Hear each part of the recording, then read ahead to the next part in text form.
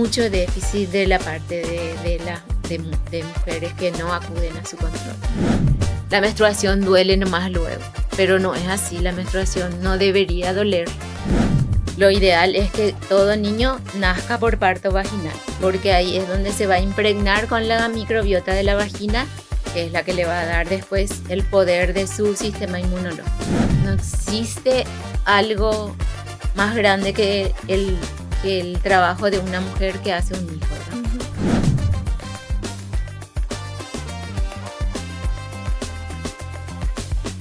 Buenos días, tardes o noches, bienvenidos a un capítulo más de Más Allá del Diagnóstico. Yo soy Fabio Miret y con la doctora Ana Bettina, mi mejor amiga, estaremos hablando con expertos acerca de qué hay más allá de los síntomas, más allá del diagnóstico. Ana Bettina, doctora, ¿cómo estás? ¿Qué tal, Fabio? Así es, hoy vamos a tocar el tema ¿qué pasa cuando se complica el embarazo? Y para eso le tenemos como invitada a la doctora Ilse Festner. Ella nos va a comentar todo acerca de este tema. ¿Cómo estás, doctora? Hola, Ana Bettina. ¿Qué tal, Fabio? ¿Cómo están? Muy bien. Un gusto estar acá. Gracias por la invitación. MengerLab siempre pionero. Así es. Bueno. Doctora, para empezar con este tema tan interesante, ¿cuándo consideramos que un embarazo está en riesgo? Bueno, el embarazo de alto riesgo se considera aquel embarazo que tiene una tendencia a complicarse, ¿verdad? O sea, por encima de la población general hay un riesgo de que se pueda complicar. Y ocurre más o menos en el 20% de las pacientes, de las embarazadas. Entonces, ¿por qué uno tiene que estudiar esta condición, ¿verdad?, de riesgo? Porque de repente eso puede llevar a una mayor cifra de mortalidad materna, ¿verdad? Sabemos que en Paraguay la cifra de mortalidad está en 85-88 por 100.000 nacidos vivos. Y realmente es una cifra un poco alta, ¿verdad? Porque en Chile, por ejemplo, están en 8% y nosotros estamos 88 más o menos. Entonces, de ahí que es necesario identificar a tiempo a las pacientes que tienen riesgo y hacerles un adecuado seguimiento para que esa gestación sea exitosa y también para que la mamá no corra ningún peligro durante todo ese embarazo. 85-88% de los... No, por 100.000. 85 a 88 por 100.000 nacidos vivos. Sí. Okay. Doctora, ¿y cuáles son esas complicaciones más frecuentes que se dan? Las más frecuentes son la amenaza a parto prematuro. O el parto prematuro, la amenaza a parto prematuro, la rotura prematura de membranas. Esa condición, esa enfermedad o esa posibilidad es algo muy frecuente acá en Paraguay. La otra es la hipertensión en el embarazo o preeclampsia. La otra es la gestación múltiple, que se considera también de alto riesgo. Después tenemos la diabetes gestacional. Después tenemos las infecciones que pueden aparecer como toxoplasmosis, citomegalovirus, parvovirus y la incompatibilidad de RH o la anemia de otro origen, ¿verdad? Que puede ser una anemia de origen viral o alguna trombocitopenia idiopática, o sea, algún problema. De todas esas, doctora, en los hospitales, en las urgencias, ¿cuál es la causa más frecuente acá en nuestro país, por ejemplo? Y el parto prematuro. O sea, todas esas causas pueden ser... el parto prematuro, porque en realidad la preeclampsia igual te puede dar un parto prematuro. Y la diabetes también te puede dar un parto prematuro. Entonces, el parto prematuro es lo más frecuente que existe. Y actualmente hay campañas para poder detectar a tiempo. Una de las campañas que se hacen, por ejemplo, actualmente para detectar el parto prematuro es hacer una ecografía transvaginal para medir el cuello del útero y ahí se ve si es que el cuello tiene alguna posibilidad de acortarse o de abrirse, ¿verdad? ¿Cuáles, doctora, son los factores que aumentan las posibilidades de tener un embarazo complicado? Las condiciones de riesgo son, por ejemplo, la obesidad, tener un índice de masa corporal por arriba de lo ideal saludable, ¿verdad? Porque lo ideal saludable es que vos no tengas tanto tejido adiposo, porque el tejido adiposo ya sabemos que genera inflamaciones en el cuerpo. Inflamaciones de bajo grado que te van a llevar tarde o temprano a alguna complicación. Entonces, la obesidad se considera un factor de riesgo muy importante, y teniendo en cuenta que acá en nuestra población tenemos demasiados pacientes con sobrepeso o con obesidad, ¿verdad? Después, el otro riesgo es la hipertensión crónica, la diabetes pregestacional y las infecciones. Esas son las que se pueden complicar y son los factores de riesgo más importantes. Justamente una de las preguntas siguientes era sobre el impacto del sobrepeso o la obesidad en el embarazo. Sí, tiene muchísimo impacto, porque actualmente nosotros sabemos que una paciente con sobrepeso tiene posibilidad de tener resistencia a la insulina.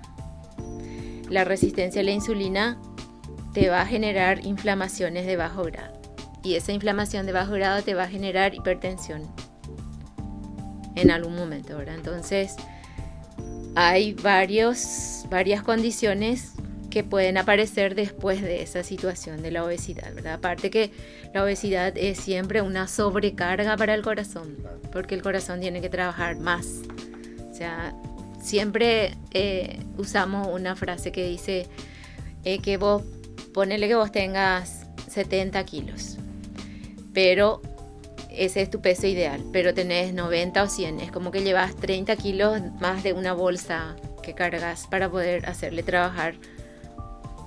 Además de otros factores, por ejemplo, que o sea, si uno fuma claro, o demás. Y después están los hábitos, ¿verdad? Sí. Que de repente el uso de drogas, el tabaco, hay varios otros condicionantes que te pueden llevar de repente a complicaciones, ¿verdad? Claro. O sea, los hábitos serían, la anemia también es otro factor de riesgo, porque la anemia siempre es señal también de inflamación. Y hay muchas pacientes anémicas acá en el país porque hay parasitosis, no hay muy buena alimentación en proteínas, necesitamos mejorar la alimentación. Todos estos factores se pueden descubrir, digamos, en la consulta que hacen las mujeres al empezar el embarazo, ¿verdad? Me imagino que la mayoría se puede ya detectar si consultan, ¿verdad? Si hacen el seguimiento de su embarazo. Me encanta lo que acabas de decir, porque en realidad lo que nos llevaría a tener éxito es eso, ¿verdad? Que consulte la gente. No sé si ustedes hace poco vieron en una noticia que una paciente falleció en el hospital de Calle I en San Lorenzo y que no tenía ningún control prenatal. Sí, creo que vimos la noticia. Y eso todavía hay mucho déficit de la parte de mujeres que no acuden a su control.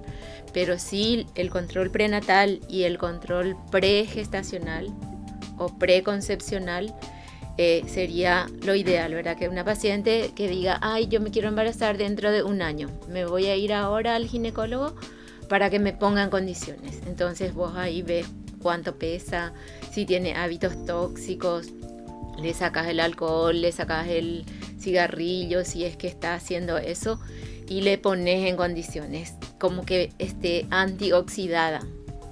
Que eso no es lo esté ideal. Oxidada ni inflamada, y entonces en esas condiciones se embaraza. Claro. Le damos el ácido fólico, porque se sabe también que el déficit de ácido fólico te puede generar defectos de tubo neural, que es una falta de cierre de la columna. Entonces, o a veces la cabeza no se forman los huesos, a veces la columna no cierra completo, eso se llama defecto del tubo neural, y eso está asociado a déficit de ácido fólico. ¿Cuánto tiempo antes deberían empezar a tomar? Mínimo 3 meses. 3 meses. Mínimo, antes se decía 1 mes, después 3 meses y ahora ya se dice 1 año. Lo ideal sería que 1 año antes ya esté tomando. Empiecen a tomar. Sí, porque el ácido fólico es fundamental para mejorar la calidad de la oxigenación de las células. Uh-huh.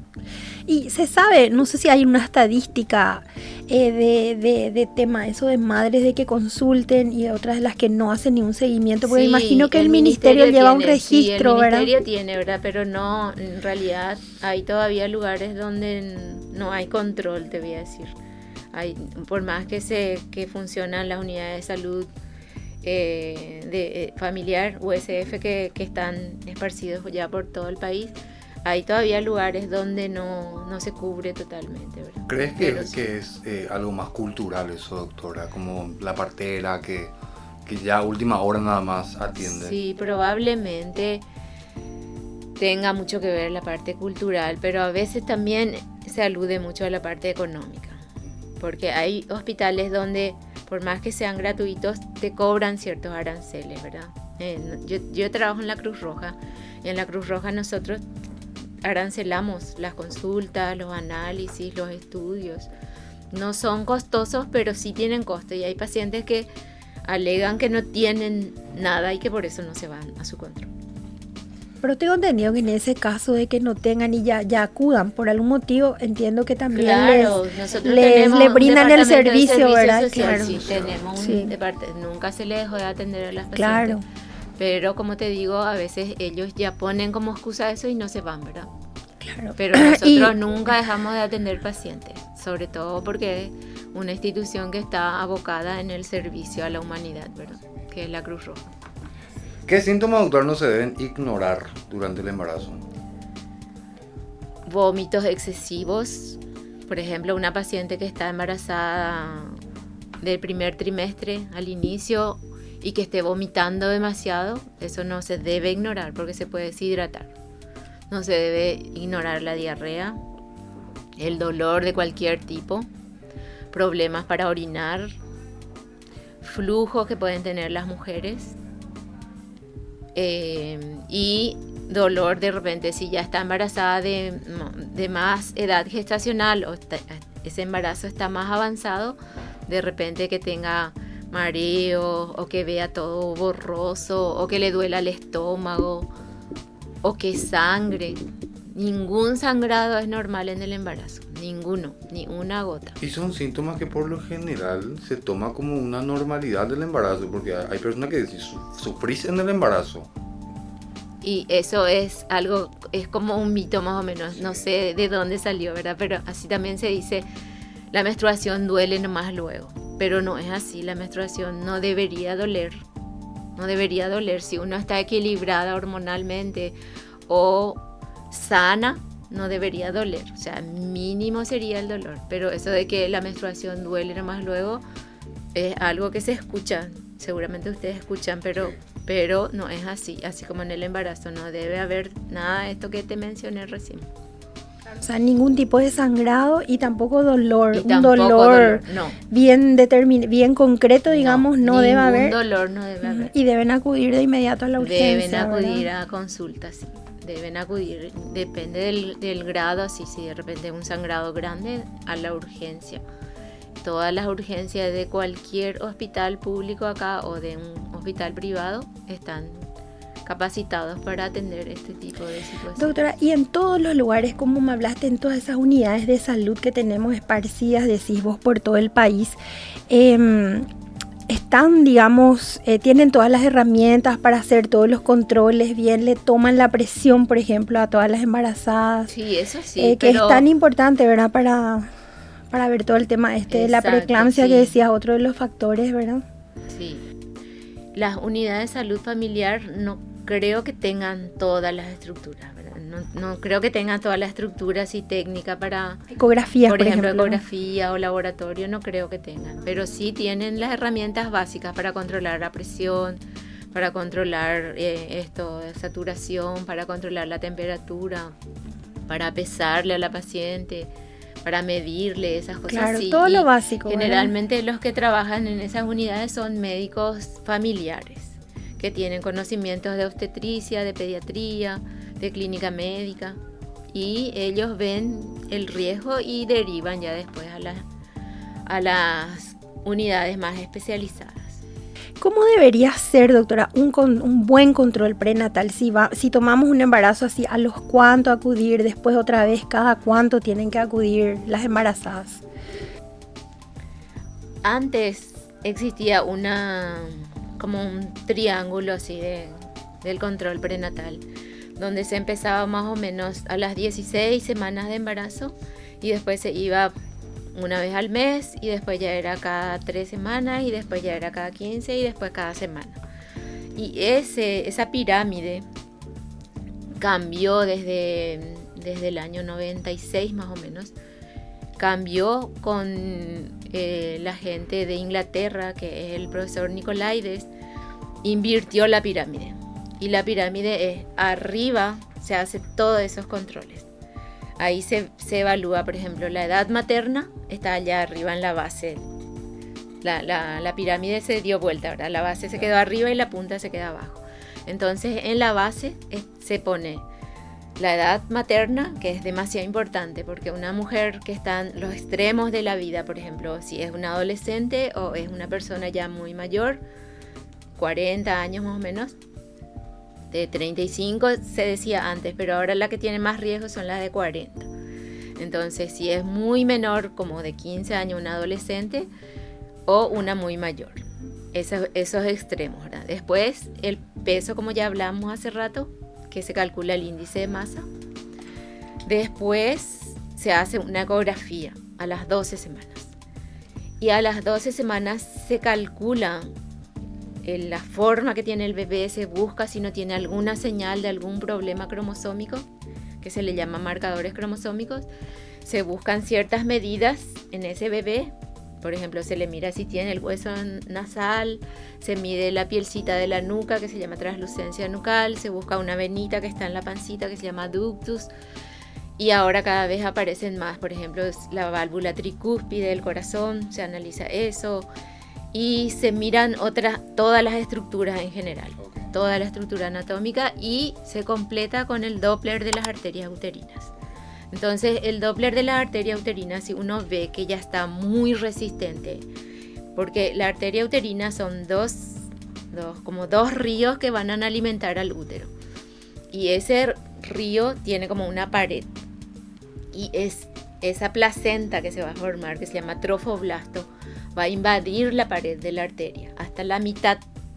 Y de ahí va a sacar como si fuera un dique, así va a succionar la sangre de la mamá y va a llevar hacia la placenta, y ahí se forman las vellosidades primaria, secundaria, terciaria, y la sangre se va a la vellosidad terciaria y se queda así como un remanso, y ahí se absorbe todos los nutrientes. Entonces, si eso no sucede, el vaso se queda muy duro, se queda duro, y entonces hay muchísima resistencia, no se produce ese remanso. Entonces yo detecto ya a la paciente que va a tener un riesgo, va a tener el índice de pulsatilidad de las arterias uterinas muy aumentado, por arriba del percentil 95. Entonces ahí ya tengo varias cosas, con la edad, con el peso, con los antecedentes obstétricos que me va a contar ya si tuvo parto prematuro, si tuvo preeclampsia, si tuvo diabetes en su embarazo anterior. Todo ya le interrogo y saco ya muchísimos datos. Y después le hago la ecografía con el Doppler. Y todo eso, a todo eso yo le puedo también sumar unos marcadores bioquímicos, que es, por ejemplo, beta-HCG free y otro análisis que se llama PLGF, que es un factor de crecimiento placentario. Yo ya tengo esos valores y ya me va a ¿Eso decir, a las cuántas semanas sería, doctora? A las 12. Todo esto a las 12. Uh-huh. Y ahí yo ya hago el cálculo de riesgo, ¿verdad? Yo confecciono mi cálculo de riesgo y digo, esta paciente tiene riesgo de tener preeclampsia, o esta paciente va a tener riesgo de restricción de crecimiento intrauterino. ¿Cada cuánto, doctora, hay que acudir al médico durante un embarazo normal? ¿Y cuál es la diferencia con un embarazo de riesgo? Sí, y eso es lo que te iba a decir, Fabio. Cuando yo hago ese cálculo de riesgo, si mi paciente tiene bajo riesgo, yo le cito recién para su ecografía morfológica. Ok. Que es a las 20 semanas, okay. Entre las 20 y las 24 semanas. Pero si tiene alto riesgo, sí le cito otra vez, cada mes o cada 15, depende de lo que yo encuentro. Por ejemplo, si encuentro un embarazo gemelar, cada 15 días le tengo que citar. O si tengo una paciente diabética, cada 15 días le tengo que citar, porque tengo que controlar sus controles metabólicos, le tengo que ver cómo está su azúcar, cómo está su alimentación, tengo que chequear todo eso. ¿Depende de cada caso o sí o sí es el reposo absoluto? El reposo absoluto depende de cada caso.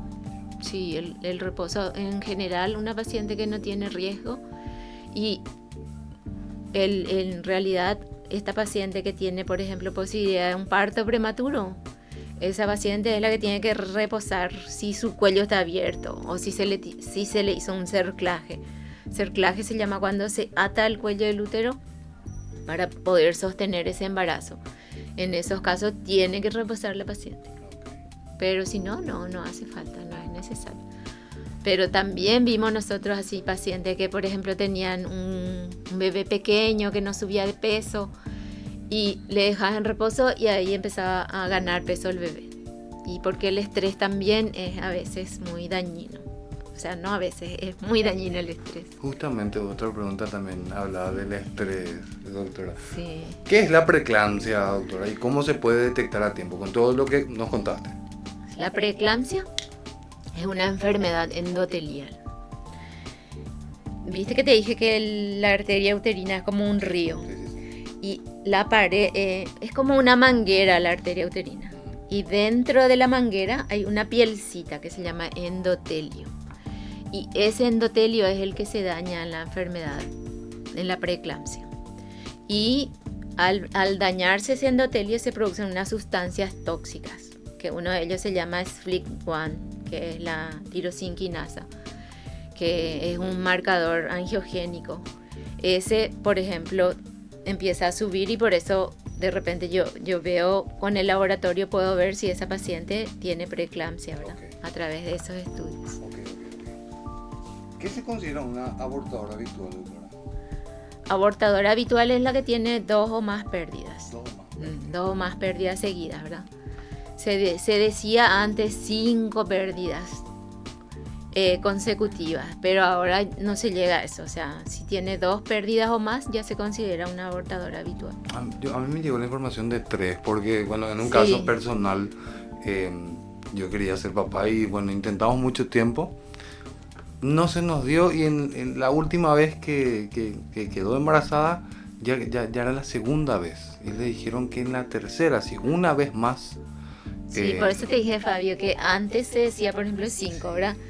Después 3, pero ahora yo por lo menos no voy a esperar que aborte 2 veces mi paciente para considerarle una abortadora habitual y empezar a estudiarle a fondo, ¿verdad? Doctora, hoy en día con estas herramientas de estos marcadores angiogénicos se previene muchísimo más el tema de los partos prematuros, ¿verdad?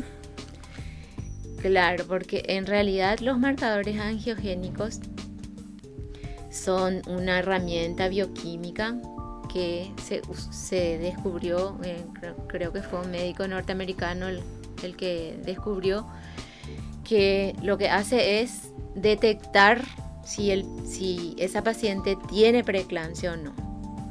O también, ¿cómo te voy a explicar? De repente hay pacientes así que tiene un bebé pequeñito, le controlo la presión, su presión está normal. Le hago su proteinuria, no me sale proteinuria. Y no encuentro otras cosas. De repente está un poquito hinchada, pero es como algo atípico, ¿verdad? No es, porque la preeclampsia antes, en mi época de residente, hace 30 años atrás, nosotros definíamos la preeclampsia por hipertensión y proteinuria. Y después con los años nos fuimos viendo que algunas pacientes no tenían hipertensión, tenían proteinuria, algunas no tenían ni hipertensión ni proteinuria, pero su bebé no crecía. Entonces se encontró que hay situaciones de preeclampsia atípica. Y por todo eso surgieron estos estudios que son los marcadores angiogénicos o biomarcadores, que es el SFLT1 y el PLGF, ¿verdad? El factor de crecimiento placentario, y el otro que se llama tirosinquinasa, ¿verdad? Y estos estudios, ¿verdad?, surgen de que la placenta genera un factor proangiogénico, o sea que va a generar las vellosidades dentro de la placenta, va a desarrollar los vasos dentro de la placenta. Y hay otro factor que lucha contra eso, como un antiangiogénico, y ese es el factor que es considerado como un veneno puro, el SFLT1, ¿verdad? Entonces lo que se sabe ahora es que la paciente que tiene el FLT1 muy alto es que va a tener preeclampsia. Y la paciente que tiene un PLGF o factor de crecimiento placentario bajo va a tener restricción de crecimiento. Y después se descubrió el ratio, ¿verdad? Entonces el ratio también ayuda a poder diagnosticar si la paciente tiene o solo preeclampsia o solo restricción de crecimiento o es una enfermedad placentaria nomás de ningún origen, de otro origen, ¿verdad? Y eso es lo que les ayuda para ver si el embarazo va a continuar o si es que ya hay que interrumpir, porque a veces no queda otra más que interrumpir y bueno, sí. Es una herramienta valiosísima que lastimosamente nomás es todavía demasiado costosa, ¿verdad? Y no todas pueden alcanzar. Pero es sumamente tranquilizador tener que yo tengo, por ejemplo, una paciente de 24 semanas que debería tener el peso para 24 semanas, pero me sale, por ejemplo, por las medidas que tiene 20 semanas. Entonces yo le hago ahí sus marcadores angiogénicos y si ahí, por ejemplo, me sale ya que es una preeclampsia y que está generando una restricción de crecimiento, porque la preeclampsia lo que hace es enfermar a la placenta, ¿verdad?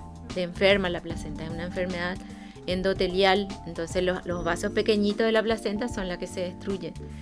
Y entonces si yo descubro con el análisis que esa paciente está teniendo ya una preeclampsia, ya sé que según el valor, cuánto tiempo más me va a llevar.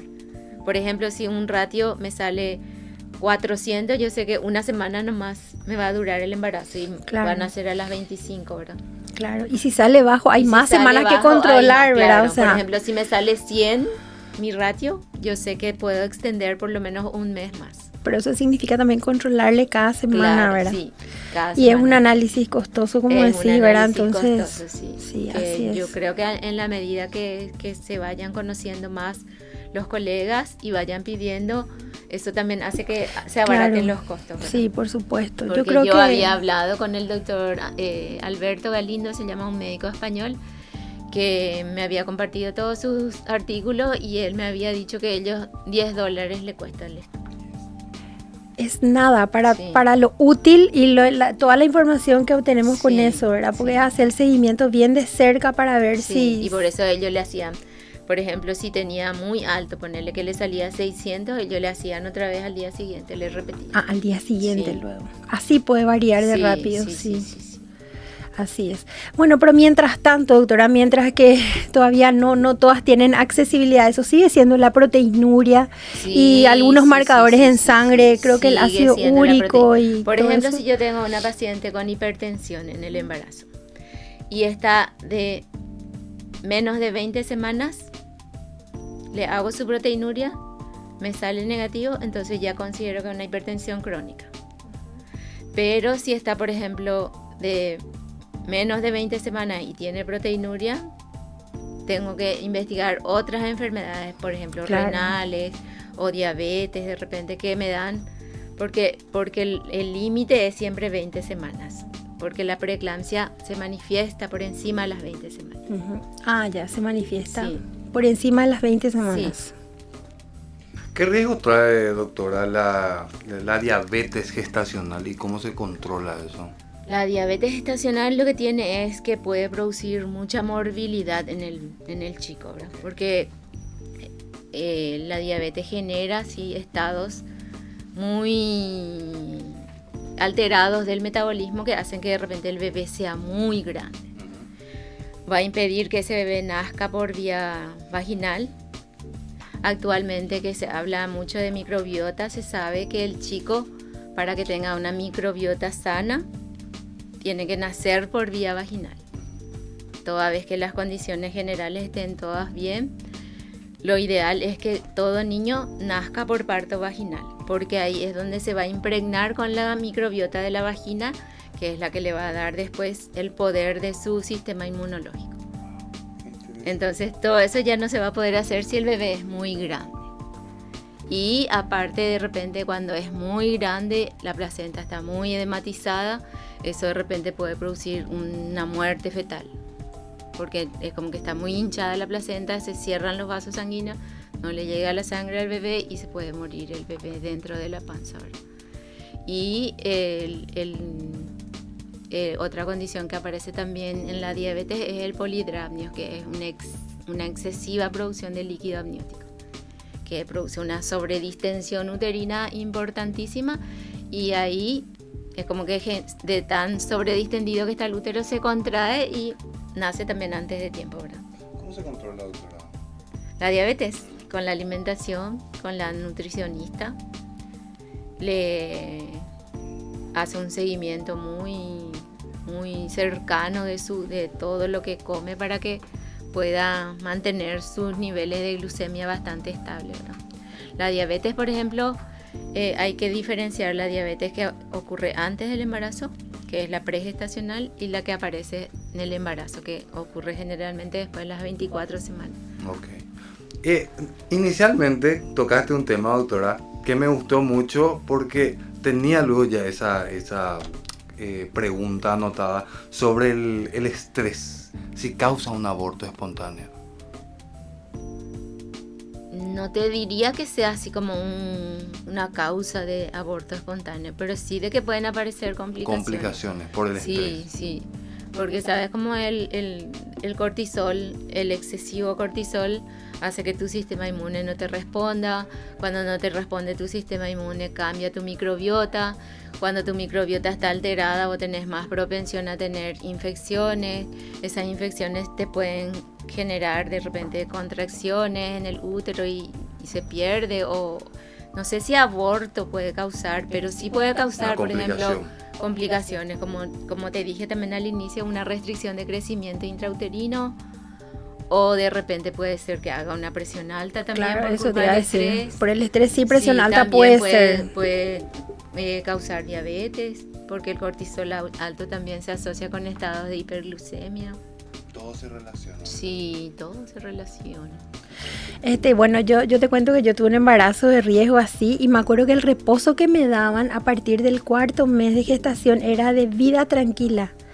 O sea, no era de estar acostada, pero sí de vida tranquila. Tenía que estar entre algodones, me decía mi doctor, ¿verdad? O sea, que eso creo que es sin estrés, ¿verdad? O sea... Claro. Lo que pasa es que es imposible vivir sin estrés, ¿verdad?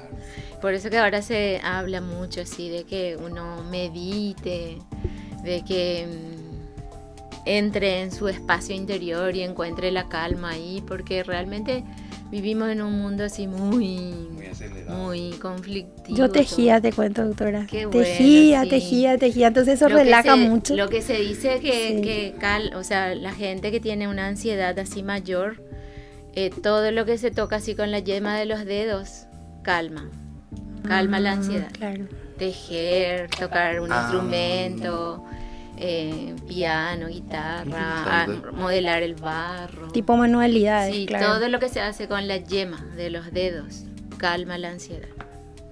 Mira un poco, eso tampoco, yo tampoco. Sí. Qué interesante. Así es, doctora. ¿Y qué hábitos contribuyen a un buen embarazo o a evitar este tipo de complicaciones? ¿Qué podemos decir en general, aparte del control y de acudir a las consultas, digamos, con el ginecólogo? Claro. Lo que ayuda para que el embarazo sea exitoso es que, ya dijimos, que vaya a sus controles, en lo posible que haga su control preconcepcional, y después que se alimente correctamente. Que hay muchas nutricionistas ya muy bien capacitadas acá en Asunción, en otras ciudades también del Paraguay, que recurran a ellos. O sea, están a través de las redes también, se consiguen personas así que son muy buenas, que están muy bien preparadas y que cuiden su alimentación, que cuiden el reposo. Lo ideal es, así como se dice, hay 24 horas en el día, 8 horas para trabajar, 8 horas para dormir y 8 horas para hacer la diversión, claro, lo diverso, ¿verdad? Y en esas 8 horas de hacer lo diverso, uno hace más o menos lo que le gusta, ¿verdad? No sé, de repente te gusta arreglar el jardín, de repente te gusta pasearte, de repente te gusta sentarte a leer un libro, O sea, hacer algo diferente en esas 8 horas, ¿verdad? Eso es lo ideal, ¿verdad? Hablamos del estrés, doctora, pero también, digamos, la salud emocional o el estado emocional de una embarazada es importante, claro, ¿verdad? Y eso justamente te está por decir eso, de que no es que la alimentación saludable de comida es muy importante, pero también la alimentación de emociones, ¿verdad? O sea, que tus emociones no sean tóxicas, que no vivas así en un ambiente tóxico, que de repente la persona con la que convivís o el ambiente donde estás en tu trabajo, de repente si es tóxica, tratar de tener alguna herramienta para evitar eso, ¿verdad? A veces no podemos evitar. Claro, para gestionar. Sí, saber gestionar esas situaciones tóxicas, porque al final todo depende otra vez de uno, ¿verdad? O sea, vos podés estar en un ambiente tóxico y si vos no tenés tu centro fuerte, todo te va a intoxicar. Claro. Entonces, lo importante es que tu centro no descuides. Es como que más o menos dejar que no nos afecten, ¿verdad? Claro. Porque a veces no se puede evitar, entonces bueno, tratar de que llegue hasta acá, de que no nos afecte, porque ahora estamos haciendo una persona, ¿verdad? Estamos fabricando una persona, como se dice, que es lo importante, así que eso entonces hay que cuidar. Hay una neuróloga española que se llama Susana Carmona, que escribió un libro que se llama Neuromaternal, y ella dice que no existe algo más grande que el trabajo de una mujer que hace un hijo, ¿verdad? Que crea un hijo. O sea, la creación más grande que existe es hacer un hijo. Entonces, como que es demasiado sagrada esa etapa de 9 meses y no existe tampoco otro viviente que así en 9 meses transforme totalmente su cuerpo para adaptarse a un nuevo ser. Y encima tiene que crear un órgano. O sea, no es que un ser nomás va a crecer, vos tenés que crear, la mujer tiene que crear una placenta. Porque y a veces una creación. A veces las mujeres, sobre todo las que trabajamos y todo eso, a veces uno cuando está embarazada quiere estar igual que siempre, o quiere estar activa o con las mismas ganas, fuerzas que siempre, y de verdad que no es así, ¿verdad? Porque estamos haciendo una vida diferente, entonces por supuesto que los primeros meses da sueño, uno se cansa más, ¿verdad? Entonces hay que respetar ese momento y hacer las cosas, pero en la medida que uno puede, porque por supuesto estamos en otra condición, ¿verdad? Claro. Porque a veces las chicas jóvenes quieren, ¿qué es lo que me pasa? Estoy rara, y no se dan cuenta que están haciendo un bebé, ¿verdad? O sea, eso también yo creo que es importante. Yo tuve muchísimas pacientes que me decían, no sé por qué me siento fatal. Y a veces yo le digo, pero mira, dentro de vos está un bebé que tiene el ADN de tu marido. Y el ADN, y tuyo, ¿verdad? Claro, de los dos, sí. O sea, está el tuyo, pero también está el de tu marido.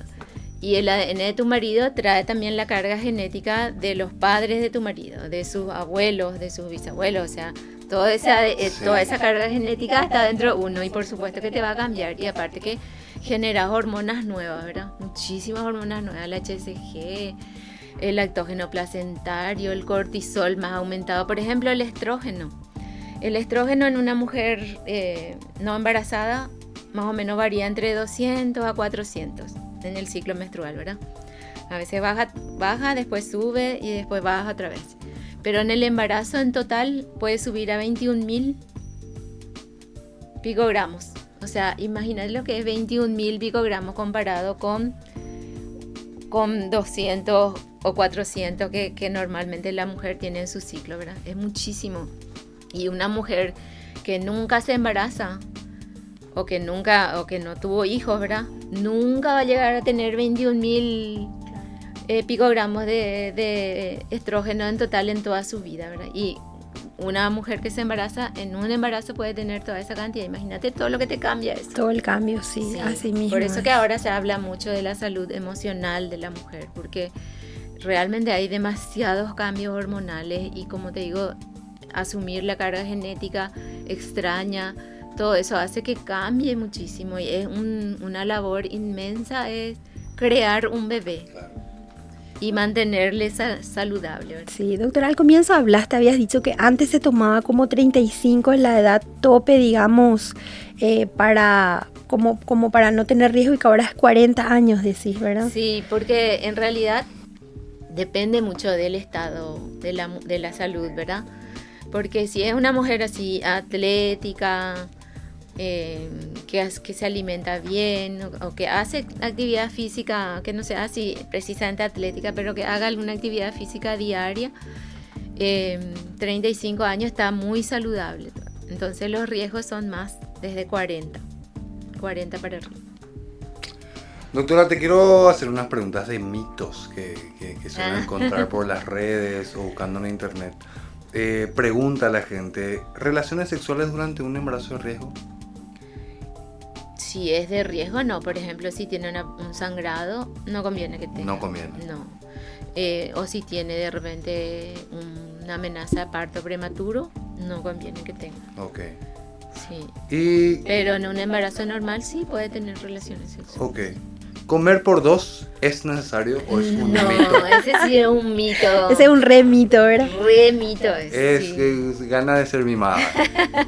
Se tiene un poco más de hambre, ¿verdad? Pero nunca se tiene que comer por dos.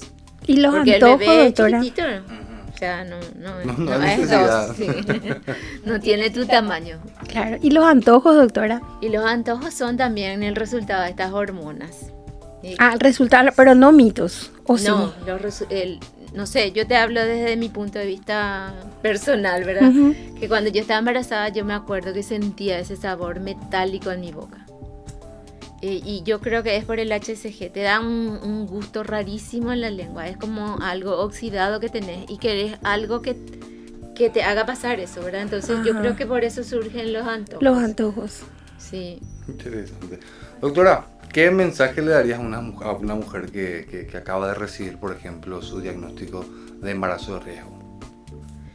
Que se cuide mucho, que se alimente correctamente, que reciba una asesoría por gente especializada, ya sea en nutrición, ya sea en su ginecólogo, si ya le va a decir si de repente se necesita un especialista en salud perinatal, porque entre los ginecólogos otra vez nos clasificamos así en los que hacen la parte de medicina fetal, que son ya los que hacen los estudios más avanzados, y entonces hay situaciones que, por ejemplo, un embarazo gemelar tiene que seguirlo un colega más especializado, porque se tienen que evaluar ya cosas más importantes, más difíciles. Entonces, que haga sus controles con la persona adecuada, que se alimente correctamente, que descanse correctamente y que se tenga muchísima paciencia. Uh-huh. Un día en la panza es un día en la panza, sí, ¿verdad, doctora? Sí, un día ganado es gran cosa. Y ahora que se habla más de respetar los tiempos, de saber que el embarazo dura 40 semanas y que ese cerebro se tiene que desarrollar en ese tiempo y no antes, no apurarse en sacarle, toda vez que no haya alguna complicación. Sí, porque a veces se busca programar de repente por algún tipo de comodidad familiar, sí, o la fecha, no sé qué tal fecha quieren o que no le gusta ese día. Todo ese tipo de cosas son sumamente superfluas a la hora de pensar en el nacimiento del bebé, ¿verdad? Qué importante es eso. El bebé también tiene que decidir el día que va. Claro, así es. Claro, lo que nosotros tenemos que estar preparadas para esperarle, ¿verdad? Bien preparadas para esperarle. Qué lindo de verdad todo lo que dijiste, y bueno, es así. Entonces el mensaje es que acudan a sus controles, ¿verdad? Una vez que ya sea que el bebé haya sido esperado, buscado o que vino nomás, como sea, ¿verdad? Pero hay que hacer todos los controles, doctora, para detectar algún tipo de complicación que pueda presentarse, ¿verdad? Sí. Y lo importante que es eso, que un bebé nazca a término, ¿verdad? Claro. Eso es lo que se busca, que un bebé nazca a término para que, digamos, nazca bien con todo lo necesario, digamos, o sea, que crezca bien adentro de la panza para poder salir después y estar bien, ¿verdad? Espectacular. Entonces, en resumen sería eso, ¿verdad? Que acuda a su control, que se haga los análisis. Los análisis se hacen en el primer trimestre, en el segundo trimestre, en el tercer trimestre. Cada trimestre tiene análisis específicos que hay que hacer. Tiene que saber qué grupo de sangre tiene y tiene que hacerse los estudios ecográficos para poder buscar todos los criterios de riesgo de los que ya habíamos hablado. ¿Dónde te encontramos, doctora? Yo trabajo en la Cruz Roja, estoy los martes y viernes y trabajo en el Departamento de Salud Fetal. Y trabajo en un sanatorio en Fernando de la Mora que se llama Sanatorio Semey. Hace 30 años, es un sanatorio muy popular en Fernando de la Mora que recibe gente de toda la zona del Departamento Central. Incluso gente de San Pedro y de Itapúa vienen junto a mí al Sanatorio Semey. Sí.